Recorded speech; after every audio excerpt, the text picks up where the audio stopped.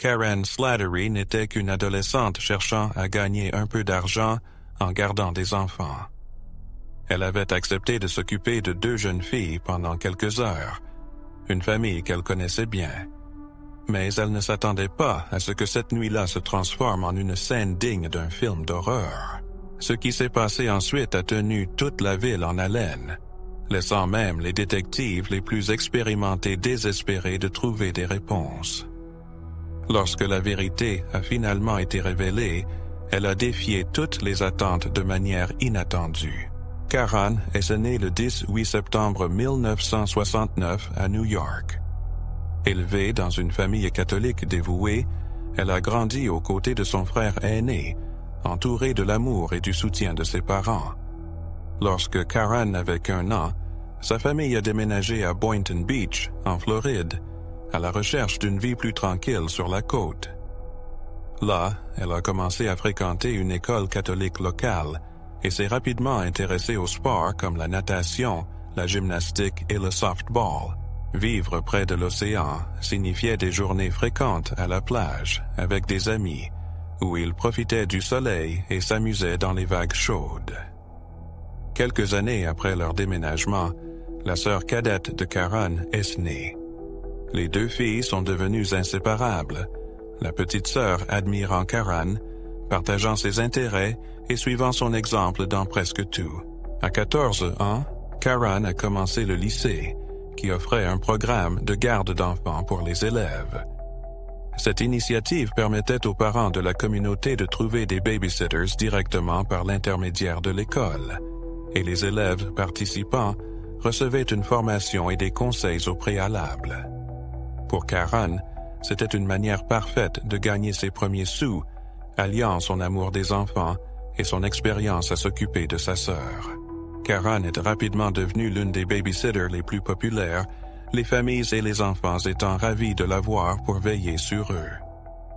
En plus de son babysitting, elle excellait en natation et rêvait d'obtenir une bourse sportive pour l'université.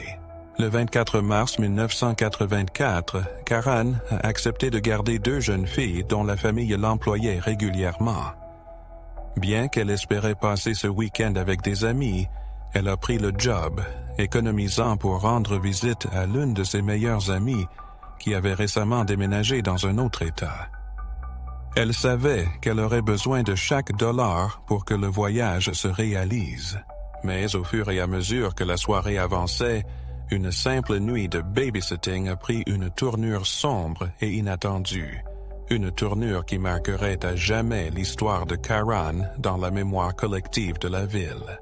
Ce soir-là, la mère de Karen l'a déposée à la maison où elle faisait du babysitting. Les parents l'ont accueillie, lui ont rappelé de verrouiller toutes les portes, puis sont partis. Pendant les heures suivantes, Karen et les filles ont passé un moment agréable. Elles ont joué à divers jeux et regardé des dessins animés, et vers 9h30 du soir, Karen les a mis au lit. Elle est ensuite retournée au salon et a appelé sa meilleure amie.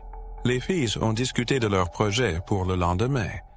Le père de l'amie de Karen leur avait obtenu des billets pour un match de baseball, et elles étaient toutes les 2 ravies. Karen a ensuite appelé une autre amie qui faisait également du babysitting ce soir-là. Elles ont partagé des histoires sur leur soirée et Karen a mentionné qu'elle devait se rendre à la cuisine pour un en-cas. Elle a promis de rappeler dans quelques minutes, mais son amie n'a jamais reçu cet appel. Alors que la nuit avançait, l'amie de Karen a supposé qu'elle s'était simplement endormie. Vers minuit, les parents des filles sont rentrés chez eux et ont immédiatement remarqué que quelque chose n'allait pas. La lumière du porche était éteinte, alors qu'ils la laissaient toujours allumée la nuit. À l'intérieur, la maison était étrangement silencieuse, et même la télévision était éteinte. En s'approchant de la porte d'entrée, ils se sont rendus compte qu'elle était déverrouillée. Pensant que Karen avait peut-être oublié de la fermer, ils sont entrés et ont appelé son nom, mais il n'y avait pas de réponse. En parcourant la maison, allumant les lumières, ils sont arrivés à la cuisine et ont été confrontés à une vision horrifique. une grande flaque de sang recouvrait le sol de la cuisine. Le téléphone mural à proximité pendait à son cordon, et une longue traînée de sang menait dans le couloir vers les chambres où dormait leur fille. Les portes des chambres étaient fermées, mais ils ont vu de la lumière filtrer sous l'une d'elles. Craignant qu'il y ait quelqu'un à l'intérieur, le père a dit à sa femme d'aller chez les voisins pour appeler la police. Il a hésité devant la porte de la chambre de ses filles, terrifié par ce qu'il pourrait découvrir et incapable de se résoudre à l'ouvrir. Quelques minutes plus tard, un agent de patrouille est arrivé sur les lieux. Il a demandé au père de sortir pendant qu'il commençait à enquêter dans la maison. En ouvrant la porte de la chambre des filles, l'officier trouva les deux enfants profondément endormis sur le lit, visiblement inquiètes, mais sans aucune blessure apparente. Avec précaution, il prit les filles dans ses bras et les porta dehors pour les remettre à leurs parents, qui ressentirent un immense soulagement en constatant que leurs enfants étaient sains et saufs. Cependant, leur bonheur fut de courte durée lorsqu'ils se souvinrent de Karen et informèrent l'agent qu'une autre jeune fille était censée être dans la maison. L'officier retourna à l'intérieur et suivit une traînée de sang qui partait de la porte de la chambre. En remontant la trace, il découvrit un corps partiellement dissimulé. Il vérifia son pouls, mais il n'y avait aucun signe de vie. Pendant qu'il se trouvait dans la pièce, d'autres agents de police arrivèrent sur les lieux. Les enquêteurs identifièrent rapidement le corps comme étant celui de Karen. Ses vêtements étaient partiellement déchirés, laissant suggérer un possible assaut, et son visage était recouvert de serviettes. Son corps portait de multiples blessures ressemblant à des coups de couteau causés par un objet tranchant. Après que le corps eut été emporté pour une analyse plus approfondie, les enquêteurs commencèrent à examiner la maison de fond en comble. Ils découvrirent que la fenêtre du salon était ouverte et que la moustiquaire de sécurité avait été découpée. De plus, ils relevèrent des empreintes de chaussures près de plusieurs fenêtres ainsi que de la végétation piétinée, indiquant que le coupable aurait pu observer les occupants depuis la rue pendant un long moment avant de pénétrer dans la maison en découpant la moustiquaire. Les enquêteurs notèrent plusieurs indices inhabituels. En plus des empreintes de chaussures, il y avait également des traces de pieds nus, tant à l'extérieur qu'à l'intérieur de la maison, ce qui laissait penser que l'intrus avait enlevé ses chaussures avant d'entrer. Au cours de leurs entretiens avec les propriétaires, la police apprit que Karen verrouillait toujours la porte d'entrée lorsqu'elle faisait du babysitting. Sachant que la porte avait été retrouvée déverrouillée, les détectives en conclurent que le meurtrier était sans doute sorti par cette même porte après son crime. Concernant la fenêtre ouverte, les propriétaires expliquèrent l'avoir laissée ainsi avant de partir, profitant de la fraîcheur agréable de la journée. Prenant conscience que ce simple geste avait peut-être permis à l'intrus de s'introduire dans la maison, ils furent horrifiés et commencèrent à se reprocher la mort tragique de Karen. Étonnamment, la police découvrit également des traces de vélo dans le jardin arrière, ce qui suggérait que le meurtrier était arrivé et reparti à bicyclette. Les enquêteurs suivirent les traces de pneus jusqu'à la route longeant la côte, mais la piste s'arrêtait là. Les experts en criminalistique tentèrent de relever les empreintes de pieds nus laissées par l'intrus, mais les traces étaient trop floues pour être utilisables. Étrangement, ils ne trouvèrent aucune empreinte digitale étrangère dans toute la maison. L'état de la salle de bain laissait penser que l'intrus avait même pris une douche, mais il n'y avait toujours aucune trace d'empreinte digitale. Les enquêteurs supposèrent que l'attaquant avait surpris Karen alors qu'elle se trouvait près du téléphone de la cuisine. À proximité, ils trouvèrent un marteau ensanglanté, probablement utilisé lors de l'agression initiale, mais aucun couteau qui aurait pu correspondre aux blessures de la victime.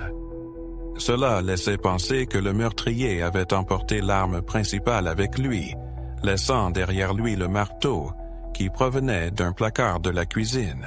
De plus, l'intrus semblait avoir pris un seul gant féminin du placard, probablement pour le porter durant l'agression, puis l'avait emporté en partant.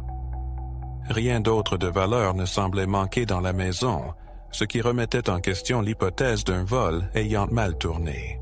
Les médecins légistes confirmèrent que Karan avait subi 18 coups de couteau, lesquels avaient causé sa mort. Ils relevèrent des signes d'agression et retrouvèrent du matériel biologique sur son corps. Cependant, à cette époque, l'analyse ADN n'était pas encore couramment disponible. Un autre détail étrange fut remarqué sur son short, un morceau de chewing gum. Peu avant sa mort, Karan avait retiré son appareil dentaire et se réjouissait de pouvoir mâcher du chewing gum à nouveau. Les experts soupçonnèrent que le meurtrier avait peut-être déposé ce morceau sur son vêtement. Avec peu d'autres pistes, la police se tourna vers le public, demandant des informations sur des hommes suspects, souvent vus à vélo et au comportement inhabituel. Les enquêteurs commencèrent également à consulter les dossiers de personnes ayant des antécédents d'intrusion à domicile. La nouvelle du meurtre de Karan choqua profondément la communauté, et les parents, craignant la présence d'un dangereux prédateur, cessèrent de laisser leurs enfants sortir seuls. Quant au programme de garde d'enfants de l'école, il subit une refonte complète. Auparavant, il était courant que des élèves gardent de jeunes enfants à domicile, mais après la mort de Karan, tout changea. Les parents furent invités à rester vigilants, à vérifier toutes les fenêtres et portes, et, si possible, à travailler en binôme. On leur conseilla même de privilégier les gardes d'enfants professionnels qui garderaient les enfants chez eux, après quoi les parents viendraient les chercher.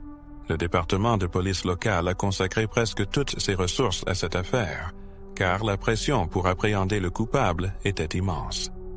Les enquêteurs ont tenté de parler aux jeunes filles que Karan gardait, espérant qu'elles aient vu quelque chose d'important. Une des filles a mentionné avoir été effrayée par un homme au visage ensanglanté pendant la nuit, mais elle ne pouvait pas se souvenir de détails précis. Quant aux parents, des spéculations sont rapidement émergées, suggérant qu'ils pourraient avoir été impliqués dans le meurtre. Cette théorie était principalement alimentée par le fait qu'ils avaient théoriquement eu l'occasion de commettre le crime, même s'il n'y avait pas de mobile clair. La méfiance a encore grandi après que la famille a déménagé dans un autre État seulement 2 jours après l'incident. Entre-temps, un autre suspect a émergé lorsqu'un des policiers enquêtant sur un cambriolage de caravane a découvert un lien. Le suspect avait été vu à bicyclette, et ce n'était pas tout. Des taches semblables à du sang ont été trouvées sur l'un des guidons de la bicyclette, et un morceau de chewing gum, de la même couleur que celui de la victime, était coincé dans les rayons. Les enquêteurs ont envoyé les preuves au laboratoire et ont commencé à envisager que le meurtre de Karan puisse être le résultat d'un vol raté. Cependant, les résultats d'analyse ont révélé que la gelée était d'un autre goût et qu'il n'y avait que de la peinture ordinaire sur le guidon, pas de sang. Alors que la police continuait sa recherche du coupable, des amis de la famille Karan ont organisé un fonds monétaire pour récompenser toute information utile concernant l'affaire, amassant une somme de $10 000. Rapidement, ce montant a augmenté pour atteindre $30 000, puis $50 000. Un nombre significatif de personnes étaient désireuses de voir le criminel appréhendé rapidement, en partie pour leur propre sécurité. Une telle somme attirait des milliers d'appels, et la police s'efforçait de suivre chaque piste. Un nombre considérable de personnes suggéra de vérifier les parents des filles que Karan gardait, pensant qu'ils pourraient être impliqués dans le meurtre. Finalement, les détectives durent publier une déclaration précisant qu'ils ne considéraient pas ses parents comme suspects, car ils avaient déjà été minutieusement examinés. Peu de temps après, une femme vivant à seulement quelques rues de la scène du crime contacta la police avec une histoire étrange. Elle raconta qu'en rentrant chez elle, elle avait trouvé des gouttes de sang par terre, ainsi qu'un mot adressé à son neveu. Les enquêteurs prirent contact avec celui-ci, et il confirma son récit. Selon cet homme, l'auteur du mot était un de ses amis âgé de 22 ans, ayant des antécédents criminels, et qui voyageait vers un autre État le lendemain du meurtre de Karan. Les détectives se rendirent en Ohio pour le rencontrer, et l'homme admit avoir effectivement écrit le mot et l'avoir glissé dans la boîte aux lettres de la femme. Il affirma cependant n'avoir vu aucune trace de sang et déclara n'avoir aucun lien avec le meurtre. Il accepta de fournir un échantillon d'ADN et de passer un test polygraphique. Pendant l'interrogatoire, l'opérateur nota plusieurs réponses semblant trompeuses. Cependant, l'homme maintint son innocence tout au long du processus. En fin de compte, faute de preuves suffisantes pour procéder à une arrestation, la police fut contrainte de poursuivre son enquête. À cette époque, un nouvel appareil coûteux faisait son apparition au sein du département de police du comté, capable de lire les empreintes digitales sur des surfaces avec une efficacité 10 fois supérieure aux anciennes technologies. Les enquêteurs de l'affaire de Karan demandèrent à emprunter cet appareil et réexaminèrent la scène de crime. Ils découvrirent effectivement des dizaines de nouvelles empreintes digitales que les experts commencèrent à analyser. Finalement, ils conclurent que ces empreintes appartenaient aux membres de la famille et à leurs amis. Dans les semaines qui suivirent le meurtre, la police suivit des milliers d'indices et scruta de nombreux suspects, mais rien de tout cela n'apporta de résultat. La situation était compliquée par le fait que cette année était presque record en matière de criminalité dans leur ville. Le nombre de meurtres, d'agressions et d'autres infractions avait considérablement augmenté, exerçant une pression supplémentaire sur la police. À un moment donné, ils conseillèrent même aux parents de soumettre les empreintes digitales de leurs enfants au cas où ils seraient enlevés, facilitant ainsi leur localisation. Beaucoup de gens répondirent à cette demande. Depuis lors, il n'y avait eu aucun développement significatif dans l'affaire de Karan, mais tout changea 2 mois après le meurtre.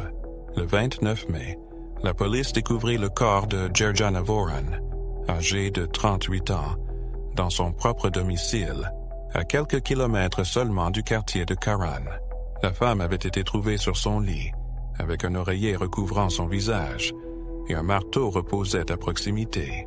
La maison contenait également de nombreuses traces de crime, y compris des preuves sur le lit et dans la salle de bain, suggérant que le coupable avait pris une douche. Au cours de l'enquête, il devint évident que le meurtrier avait probablement pénétré dans la maison par une fenêtre.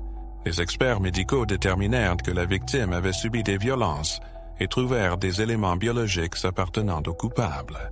Il était difficile de ne pas remarquer les évidentes similitudes entre ce crime et le meurtre de Karan. Ils étaient presque identiques. Dans la maison de Jerjana, ses 2 filles étaient présentes, mais le criminel les laissa indemnes, et elles n'entendirent aucun bruit cette nuit-là. Tout le monde soupçonnait qu'une même personne se cachait derrière ce meurtre, mais cette fois-ci, il ne laissa aucune empreinte à la scène. Néanmoins, les experts décidèrent d'examiner le livre trouvé à côté du lit et de contrôler toutes ses pages pour y déceler des empreintes. Ils raisonnèrent que le tueur avait peut-être manipulé le livre et l'avait déplacé durant le crime, alors ils commencèrent leur analyse avec l'appareil coûteux. Rapidement, ils découvrirent quelque chose de significatif. Il y avait, en effet, une empreinte étrangère sur 43 pages qui pourrait potentiellement appartenir au meurtrier.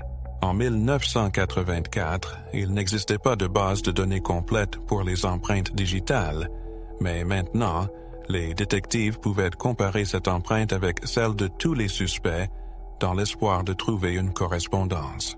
Ils découvrirent bientôt un autre lien possible entre les meurtres de Karan et de Jerjana. Il s'avéra qu'une des amies de Karan avait gardé ses enfants quelques jours avant le meurtre. Le détective Kevin McCoy commença à envisager que ce tueur mystérieux puisse être lié à d'autres affaires, même celles qui ne semblaient pas évidentes au premier abord.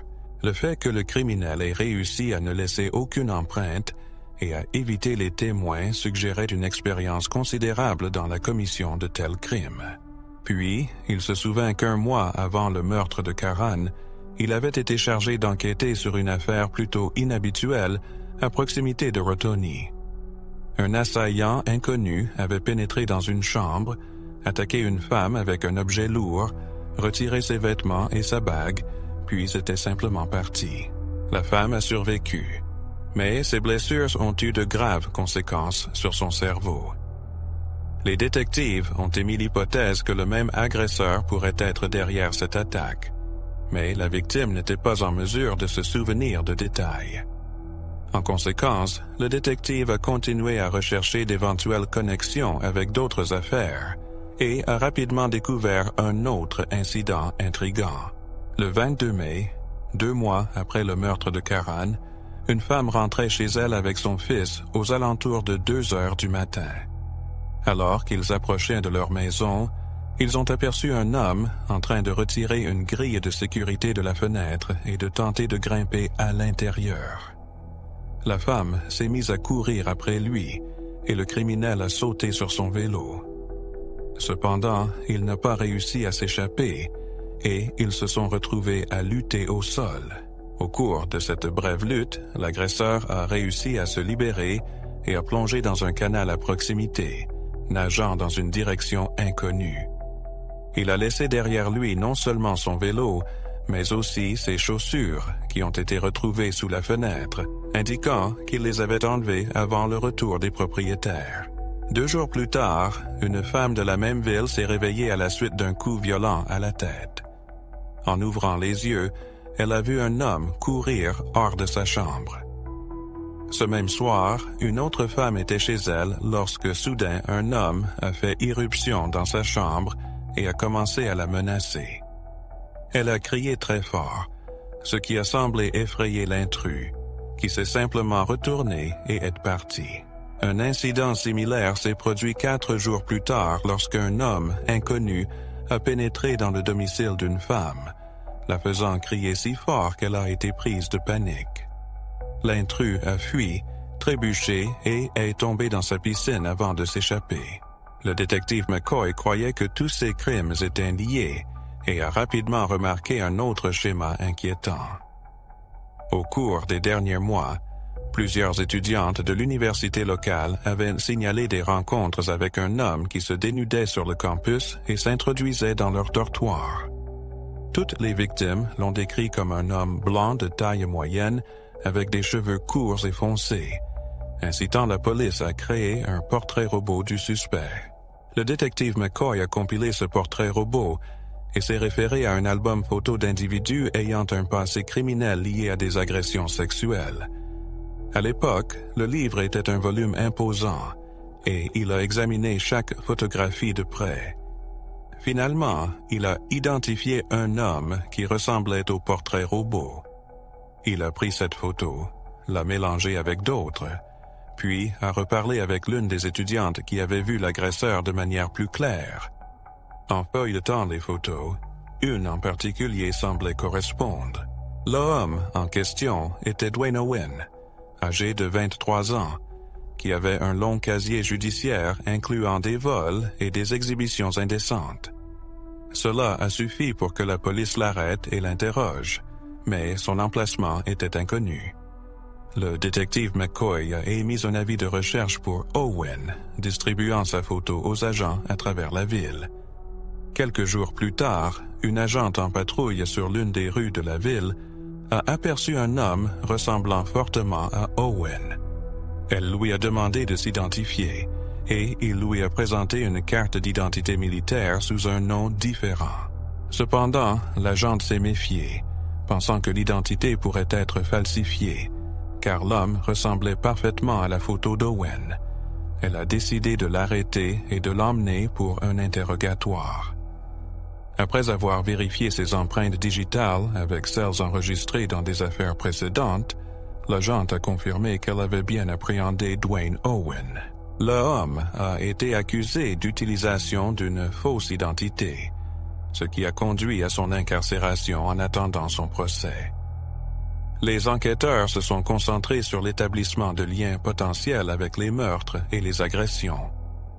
Lors de l'interrogatoire, Owen a admis que les baskets et le vélo trouvés sur les lieux lui appartenaient et a avoué plusieurs vols. Cependant, il a continué à nier toute implication dans les meurtres et, à ce moment-là, il était encore impossible de faire correspondre son ADN avec les échantillons biologiques des scènes de crime. Les détectives ont interrogé Owen pendant plusieurs heures et il semblait prendre plaisir au processus, répondant souvent par des énigmes et parfois par des poèmes. Finalement, lorsqu'on lui a demandé s'il avait tué quelqu'un, il a simplement répondu oui, mais a refusé de donner plus de détails. Notamment, quand on lui a posé des questions sur le nombre de personnes qu'il avait tuées, il est resté silencieux, traçant son doigt sur la table comme s'il dessinait quelque chose. Owen a également affirmé avoir une bonne compréhension des sciences judiciaires et savoir comment commettre un crime. Pendant ce temps, les enquêteurs avaient demandé une comparaison de ses empreintes digitales avec celles trouvées sur une page du livre de Georgiana, et ils attendaient avec impatience une avancée. Les empreintes correspondaient. Lorsque les détectives sont revenus dans la salle d'interrogatoire pour l'informer que son empreinte avait été retrouvée sur l'une des scènes de crime, Owen a répondu avec un sourire en disant « Je dois avoir touché ce livre stupide où me suis allongé sur le lit. » Peu de temps après, Owen a commencé à s'ouvrir, détaillant son implication dans les meurtres. Il a décrit comment il errait dans les rues à la recherche d'une maison de victimes, y pénétrait et la tuait, racontant les détails du meurtre de Georgiana. L'un des détails les plus glaçants était qu'Owen avait apporté un change de vêtements avec lui et l'avait laissé sur son vélo pour se changer après avoir commis le crime. Malgré tout, Owen a refusé de confesser le meurtre de Karn, et la police n'a pas pu établir de lien avec des preuves physiques. Puis, un des détectives a décidé de bluffer. Il a pris les empreintes de chaussures d'Owen, mais aucune des traces sur les lieux du meurtre de Karn ne correspondait de manière définitive.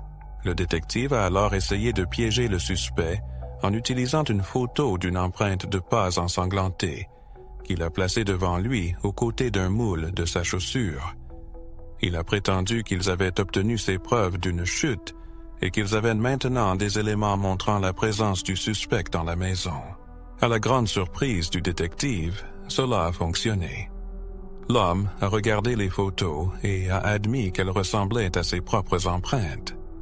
Peu après, il a commencé à avouer. Selon le suspect, il se trouvait à vélo dans le quartier vers 20 heures lorsqu'il a aperçu une femme nommée Carnes par la fenêtre et a décidé de la tuer. Au départ, il s'est rendu dans un bar pour boire, y était resté un moment, puis s'est rentré chez lui à la tombée de la nuit. Là, il a observé sa victime à travers la fenêtre avant d'enlever ses chaussettes et de les mettre sur ses mains pour éviter de laisser des empreintes. Une fois à l'intérieur, il a trouvé le sac à main d'une femme et a fouillé à l'intérieur. Un peu plus tard, il a vu Karn se diriger vers la cuisine pour prendre son téléphone. L'homme a paniqué, pensant qu'elle pourrait l'avoir remarqué et qu'elle était sur le point d'appeler la police. Il est donc sorti de sa cachette et l'a attaqué, l'entraînant dans la chambre où il l'a agressé. Après cela, il a pris une douche, rassemblé ses vêtements ensanglantés et s'est sorti et les a cachés dans des buissons à proximité. Il s'est ensuite moqué des détectives, affirmant qu'ils avaient mal travaillé en ne vérifiant pas tous les buissons de la zone. Quant au vélo, il l'a conduit vers un plan d'eau voisin et l'a abandonné. Une fois qu'il a terminé de se débarrasser des preuves, il est rentré chez lui, auprès de son frère et d'un autre voisin. Là, il a avancé l'horloge murale de 2 heures et a fait beaucoup de bruit, jusqu'à ce que ses voisins se réveillent. Lorsqu'ils sont sortis et lui ont demandé de se calmer, il s'est excusé en disant qu'il avait perdu la notion du temps. Finalement, les 2 hommes ont regardé l'horloge et ont remarqué que l'heure était incorrecte. C'était la tentative du suspect de créer un alibi au cas où la police interrogerait ses voisins. L'homme fut finalement inculpé de 2 meurtres et incarcéré en attendant son procès. Lors de l'enquête de son passé, les autorités découvrirent que le suspect avait grandi dans des conditions extrêmement difficiles. Ses parents, aux prises avec des addictions à l'alcool et aux drogues illicites, étaient décédés alors qu'il n'était encore qu'un enfant.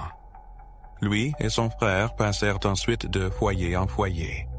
Plus tard, il rejoignit brièvement l'armée avant de suivre des cours de criminologie à l'université. comme il l'avoua plus tard, il avait d'abord espéré devenir policier, mais une condamnation mineure mit fin à ce rêve. Désabusé, il décida que si la police lui était inaccessible, il pourrait au moins choisir l'autre camp. Après son arrestation, il avoua non seulement les meurtres, mais aussi des dizaines d'autres crimes, incluant des agressions, des intrusions et des cambriolages. Cependant, il insista sur le fait que Carnes et Gerda étaient les seules personnes qui l'avaient tué. Pendant la préparation de son procès, le suspect tenta presque de s'évader de prison en se cachant dans une benne à ordures, espérant être emporté à l'extérieur dans un camion. Les gardiens le découvrirent juste à temps. Le procès pour le meurtre de Carnes débuta 1 an plus tard, et le suspect plaida non coupable. Son équipe de défense soutint que ses aveux avaient été obtenus sous pression et que ses droits avaient été violés lors de l'interrogatoire. Pourtant, après que le jury eut visionné les enregistrements complets de ses aveux, il ne subsistait aucun doute quant à sa culpabilité, et il fut condamné à la peine de mort. 1 an après, il reçut la même sentence pour le meurtre de Gerda. En outre, 6 peines de réclusion à perpétuité lui furent infligées pour d'autres crimes, le condamnant à attendre son exécution dans le couloir de la mort. Cependant, son histoire ne s'arrêta pas là. Peu après, il fit appel dans l'affaire Carnes, affirmant que la police avait violé ses droits à Miranda lors de l'interrogatoire.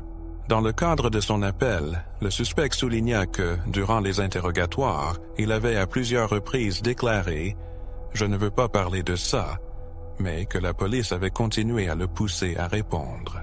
À la surprise générale, la Cour accepta l'appel et toutes les charges dans cette affaire furent annulées.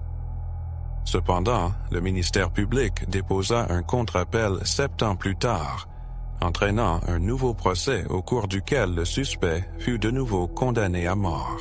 Depuis lors, il est resté en prison dans l'attente de son exécution.